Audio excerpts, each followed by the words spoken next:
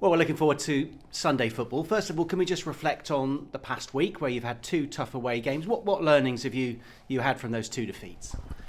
We have to defend better. I think we concede 2 cheap goals, soft goals, I would say, and that kill us because we are obviously in the process to build something good, and I think we are progressing in a lot of things, but still that defensive side is no, we are not still at the level we have to be, and it's important. It's not the goalkeeper, it's not the defenders, it's the whole team. I would say even the first goal of the day, I saw to the players this morning, and a lot of players they were involved in there. So it's not just trying to blame the defender. It's not. For me, defending is all the team. For me, attacking is all the team, and we have to defend better. We have to defend better because if I remember all the goals we conceding, it's like we have to do a lot of things right to score goals, and the opposition at the moment they are scoring 2 easy goals, and that's not right. We have to stop that first, because otherwise it's gonna be more difficult.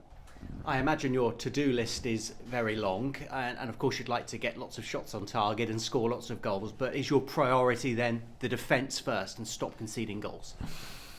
For me, it's a balance always.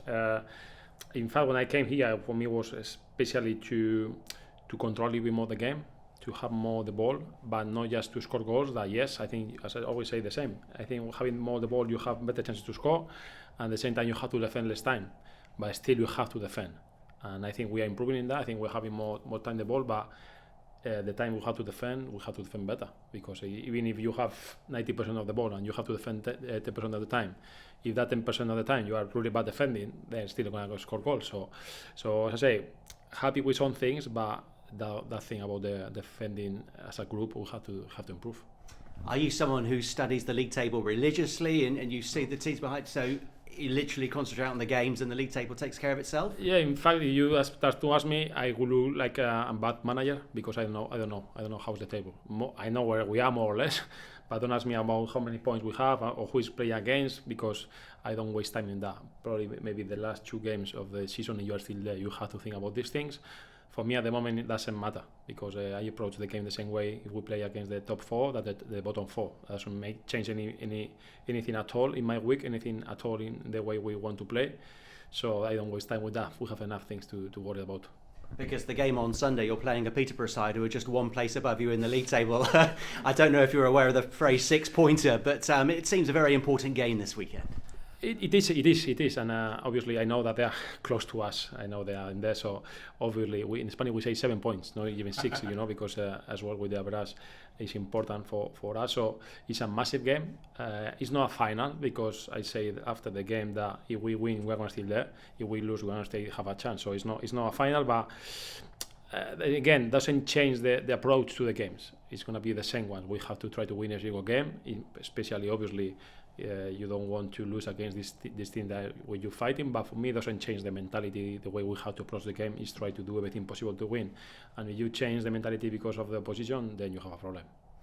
We're still getting to know you. Whenever we say on a match day, you've made so many changes, you don't seem to be too bothered about holes. I mean, you made 6 changes on Tuesday. Was that just a question of fatigue and freshening up the squad, or was it a question of players didn't perform on Saturday, so you wanted to make the changes on Tuesday? Yeah, I said 2 things. I've been saying I trust the whole squad, and at the same time I said I didn't like the game against Wigan.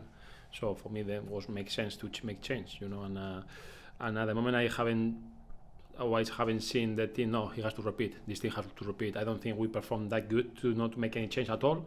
Even if we win, for me, doesn't matter. It doesn't mean that you cannot change. Even maybe it's even better to change players, because then when you're in a winning moment, you can change things without feeling.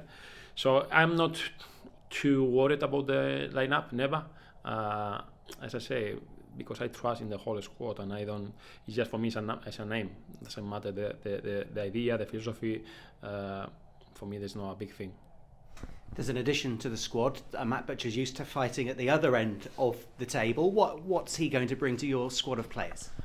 I think it's good. I think it's been a good addition. I think that you say fighting for better things to come with us. I think that's good for the football club. That put us in a good place.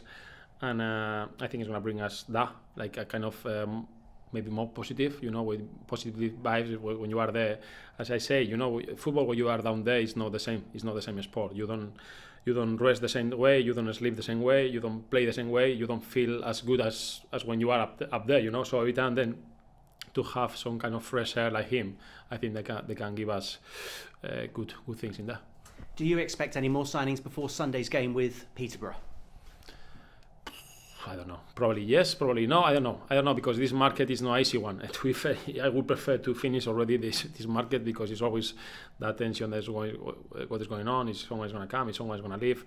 You're a bit in attention. I would prefer to keep the same way and to know the players I have, and that's it. But I understand it's part of the job, part of the business in this division, and it's a tricky one. I think that this transfer market is no easy one because you cannot get the best player for the less money. So it's not an easy one, and I don't know what's going on. I know there are things that we are working. The recruitment team is working hard to find better solutions because I always say that if something comes, someone has to be better than what we have. And I know they are working, but I cannot tell you that something's going to happen or not. And I would never just throw any name at you, but still Swinkles at Aston Villa's being linked with a move to Bristol Rovers. Can you tell us anything about that? Who's that? He plays for Aston Villa, a defender. Maybe he's on the list. Yeah, he's on the list because, as I say, we are a lot of players. The amount of players I've been watching the last weeks is been crazy with George and with the recruitment team. So we are looking at a lot of players. He's one of the names who's been on the table. Yes, but as I say, we have to think that is the right option or not. And any outgoings before Monday? Do you think anyone could leave the football club? I hope not. I don't know what's going to happen because, as I say, these days something can happen and something that you don't expect, and that's why the ones you don't like. You know that when something is not expecting something, I don't expect anything at the moment.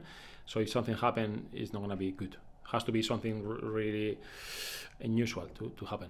And just in terms of team news, any injuries to report? Anyone fit who hasn't been, or is it pretty much the same squad of players this week? I would say the same ones. We haven't lost anyone. No, it's been the same. Yeah.